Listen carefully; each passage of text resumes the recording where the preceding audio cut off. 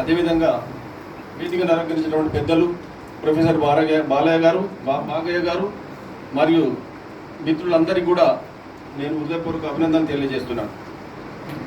మిత్రులారా, ఈరోజు ఈ పత్రికా విలేకరుల సమావేశం ఏర్పాటు చేయడానికి ముఖ్య కారణం ఏంటంటే, ఒకటి 2014లో తెలంగాణ ఏర్పడ్డప్పుడు తెలంగాణ ప్రభుత్వం తరఫున తీసేయబడినటువంటి 27 కులాలు ఎందుకు తీసేసిండ్రంటే, వాళ్ళు ఇక్కడ మన భూభాగానికి సంబంధించిన వాళ్ళు కాదు, తెలంగాణ ఏరియాకు సంబంధించిన వాళ్ళు కాదు అని చెప్పేసి వాళ్ళని తీసివేయడం జరిగింది. అదేవిధంగా ఆంధ్రాలో ఉన్నటువంటి ఒక 6 కులాలను వాళ్ళు కూడా మాకు సంబంధించిన వాళ్ళు, ఇక్కడ వాళ్ళు కాదు, వీళ్ళు తెలంగాణ వాళ్ళు, వీళ్ళు మా ఏరియాలో లేరని చెప్పి 6 కులాలను అక్కడి నుంచి కూడా తీసివేయడం జరిగింది. ఇది సరిపోయింది.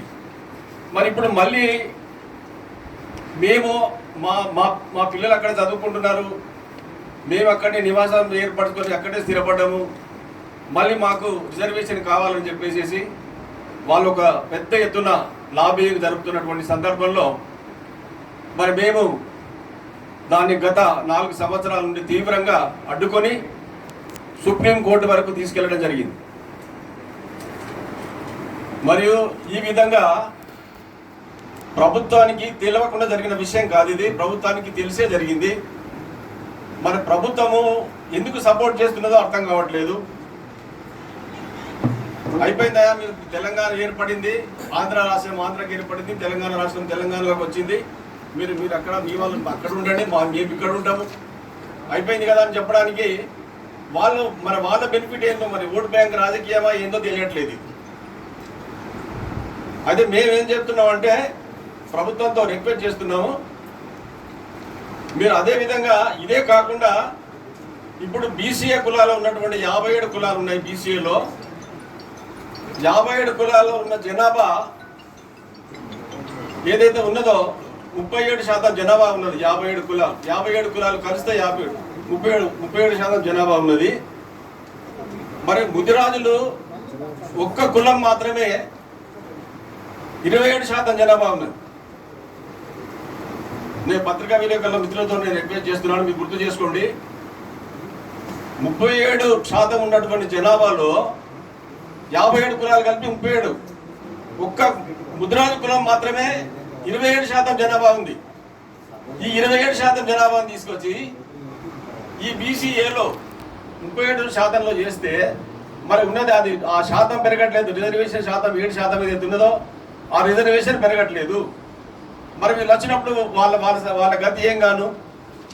మరి వచ్చే వాళ్ళు ఆల్రెడీ అక్కడ బీసీడీలో 7%లో వాళ్ళు భాగం పంచుకుంటున్నారు.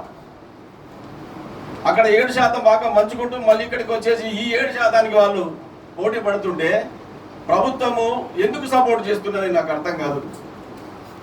దేని గురించి వాళ్ళకి సపోర్ట్ చేస్తున్నారు? ఓట్ బ్యాంక్ రాజకీయం. అంటే ఓట్ బ్యాంక్ రాజకీయం అంటే మరి ఇప్పుడు మేము 57 కులాలను కలిసేసి మరి 37% ఉన్నాం మేము. మరి మీరు 27% మాకు ఓటు పడతాయని అనుకున్నప్పుడు మరి 57% వాళ్ళ ఓటు మీకు తగ్గిపోతాయి కదా. మరి 27% వాళ్ళు ఊరుకోరు కదా, వాళ్ళకు అన్యాయం జరుగుతున్నప్పుడు వాళ్ళు ఊరుకోరు కదా. ఈ 27 కులాలలో ఉన్నటువంటి జాతులు 7 జాతులు అంటే యాచక జాతులు. ఇవన్నీ దేశ దిమ్మరులు, యాచకలు, సేవా కులాలు. అటువంటి కులాలలో ముదిరాజు కులాన్ని కలుపుతున్నారు. ముదిరాజు కులం అంటే ముదిరాజులు ఎక్కడికి వెళ్ళిపోయారు? ఒకప్పుడు తెలంగాణలో ఉప ముఖ్యమంత్రి పదవిని కూడా వెలకబెట్టేటువంటి రోజులు ఉన్నాయి. ఉప ముఖ్యమంత్రి పదవి అక్కడి వరకు వెళ్ళిపోయారు. ఆర్థిక మంత్రి, మంత్రులు, ఎమ్మెల్యేలు, ఇక సర్పంచులు, ఎంపీటీసీలు, జెడ్పీటీసీలు అయితే లెక్కలేదు.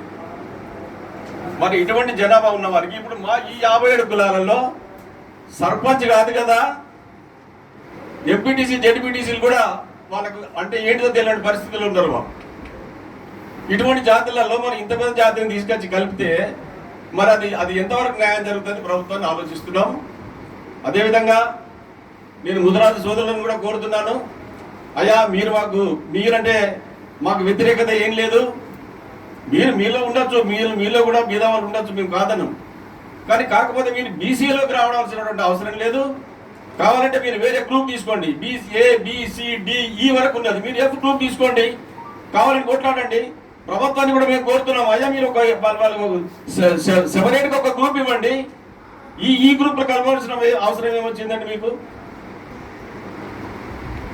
అదేవిధంగా ప్రభుత్వం కూడా రిక్వెస్ట్ చేస్తున్నాము, సార్ మీరు కొంచెం ముఖ్యమంత్రి రేవంత్ రెడ్డి గారు సానుకూలంగా మీరు ఆలోచించండి. ఈ రోజులలో ఏదో ఓటు బ్యాంక్ రాజకీయానికి మా కులాల మధ్యన పోటీ పెట్టేసేసి మేము తనుకొని చచ్చేటట్టుగా చేయకండి. మీరు ఏదన్నా వాళ్ళకి ఏమన్నా ఇచ్చుకోండి, మాకు అభ్యంతరం లేదు. అదేవిధంగా ఇప్పుడు ఈ కార్పొరేషన్స్ డిక్లేర్ చేశారు. ఈ కార్పొరేషన్ డిక్లేర్ చేసేస్తే కొన్ని కులాలకు కార్పొరేషన్ ఇవ్వలేదు. మా గంగపుత్ర కులానికి అయితే ఇంతవరకు రాలేదు. ఎవరికైతే లాభం జరుగుతున్నదో, ఎవరి ద్వారా గవర్నమెంట్ మీద ఒత్తిడి పెరుగుతున్నదో అటువంటి వాళ్ళనే వాళ్ళు పైకి లేపుతున్నారు. ఇది మంచి సూచన కాదు. ప్రభుత్వానికి మేము హెచ్చరిస్తున్నాము ఈ డయాస్ నుంచి, దయచేసి మీరు తీసుకునే నిర్ణయం ఏదైతే ఉన్నదో, మీరు చేసే తీర్మానం ఏదైతే ఉన్నదో అందరికీ న్యాయం జరుగుతూ మా 57 కులాల వారిని అన్యాయం చేయకండి. వాళ్ళు ఇప్పటికే దేశ దిమ్మరులుగా, యాచకులుగా, సేవా కులాలుగా ఉన్నవాళ్ళు. వాళ్ళ దాంట్లో ఈ పెద్ద కులాలను తీసుకొచ్చి ఏ కులాన్ని కూడా కలపవలసిన ప్రయత్నం చేయొద్దని చెప్పి రిక్వెస్ట్ చేసుకుంటూ, మరి సమయం మించిపోయింది కాబట్టి నాకు ఇచ్చినటువంటి అవకాశానికి మీ అందరికీ మరొకసారి ధన్యవాదాలు తెలియజేసుకుంటూ ముగిస్తున్నాను. గంగపుత్ర బీసీఏ కులాల ఐక్యత వర్ధిల్లాలి, బీసీఏ కులాల ఐక్యత వర్ధిల్లాలి, బీసీఏ కులాల ఐక్యత వర్ధిల్లాలి. Thank you.